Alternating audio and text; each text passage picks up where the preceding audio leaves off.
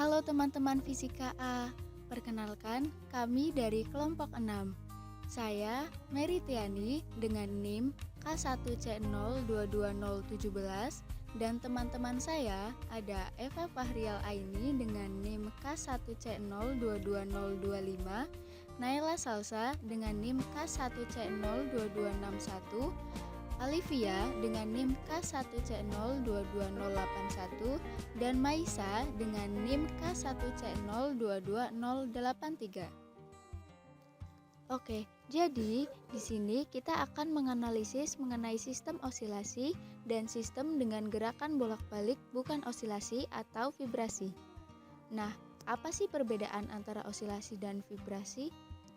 Jadi, osilasi adalah gerakan bolak-balik dari suatu objek di sekitar posisi setimbang secara teratur. Osilasi biasanya disebabkan oleh gaya restoratif seperti gaya pegas atau gravitasi. Pada gerak osilasi, jika saat mencapai posisi setimbang, ternyata sistem masih memiliki kelebihan energi, maka sistem akan melampaui posisi setimbang dan akan berbalik arah menuju titik setimbang kembali. Contoh osilasi yang terjadi di sekitar kita adalah gerak ayunan bandul, gerak ayunan tangan manusia saat sedang berjalan, gerakan daun yang melambai-lambai karena angin, gerakan pendulum pada jam berdinding, dan gerakan pegas. Sedangkan vibrasi adalah gerakan bolak-balik yang tidak teratur atau acak dari suatu objek atau sistem. Vibrasi seringkali disebabkan oleh gangguan eksternal seperti getaran mekanis atau gelombang suara. Contoh dari vibrasi adalah gerak penggaris yang digetarkan, gerak dawai atau senar gitar, dan getaran pada membran drum.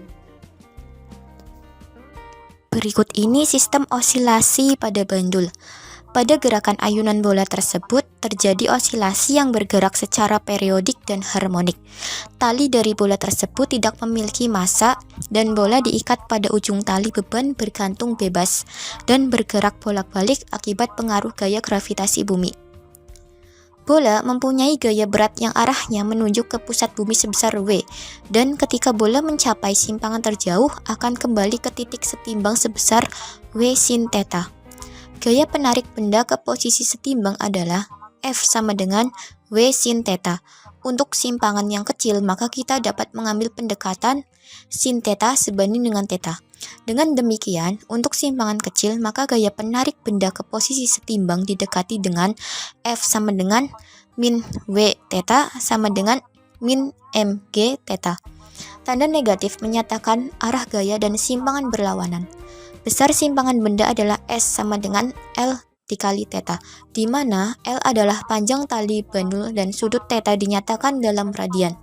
Dengan demikian, gaya penarik benda ke arah posisi setimbang menjadi F sama dengan min mg S per L sama dengan min mg per L dikali S.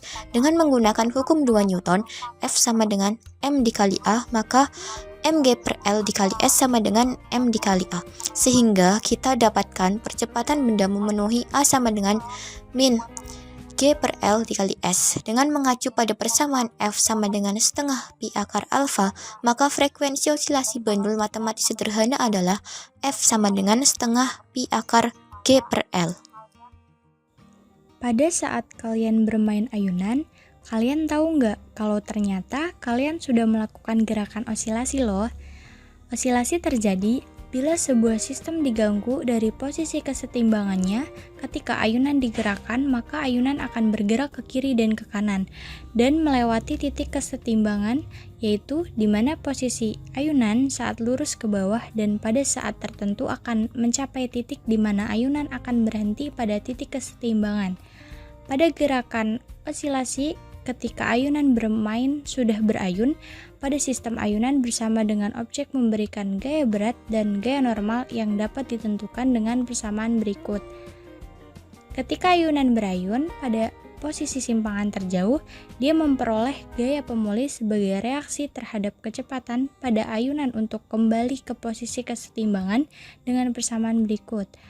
Ketika ayunan berayun, juga terdapat energi mekanik dengan persamaan berikut. Jadi, kita dapat simpulkan pada gerakan ini terdapat osilasi karena objek yang bergerak pada sistem masih bergantung pada sistem sehingga mempengaruhi terjadinya gaya pemulih yang menyebabkan objek kembali ke posisi kesetimbangan. Selanjutnya merupakan contoh gerakan osilasi dipaksa. Pada video tersebut, vektor pada senar gitar mengacu pada arah dan besarnya getaran yang dihasilkan oleh senar saat dipetik. Vektor ini dapat dianalisis dalam konteks beberapa faktor yang mempengaruhi karakteristik suara yang dihasilkan oleh senar. Yang pertama, arah getaran saat senar dipetik. Getaran akan bergerak secara vertikal. Yang kedua, besar getaran pada senar gitar tergantung pada tegangan senar, panjang senar, massa senar, dan bahan senar. Semakin tinggi tegangan senar, semakin tinggi frekuensi dan semakin kecil amplitudo getaran. Semakin panjang senar, semakin rendah frekuensi yang dihasilkan dan semakin besar amplitudo getaran. Semakin berat massa senar, semakin besar amplitudo getaran dan semakin rendah frekuensi yang dihasilkan. Sedangkan senar yang terbuat dari bahan yang lebih kaku dan padat menghasilkan amplitudo getaran yang lebih besar. Yang ketiga, frekuensi. Frekuensi getaran pada senar kita tergantung pada panjang senar dan tegangan senar. Semakin panjang senar, semakin rendah frekuensi yang dihasilkan. Sedangkan semakin tinggi tegangan senar, semakin tinggi frekuensi yang dihasilkan. Selain itu, cara memetik gitar juga dapat mempengaruhi arah dan besar getaran pada senar gitar. Osilasi dalam konteks orang berjalan mengacu pada gerakan bolak-balik atau berulang dalam tubuh manusia saat berjalan. Beberapa osilasi yang umum terjadi saat berjalan meliputi: pertama, osilasi lengan. Ketika seseorang berjalan, lengan akan berayun maju mundur sejalan dengan langkah kaki. Osilasi lengan ini membantu menjaga keseimbangan dan memberikan momentum tambahan selama berjalan. Kedua, osilasi kaki. Osilasi kaki terjadi ketika kaki bergerak maju dan mundur selama langkah. Saat kaki berayun maju, panggul akan berputar sedikit ke depan, dan ketika kaki kembali, panggul akan berputar ke belakang. Osilasi kaki ini penting untuk mendukung langkah dan menjaga keseimbangan. Ketiga, osilasi pinggul. Pinggul juga mengalami osilasi saat seseorang berjalan.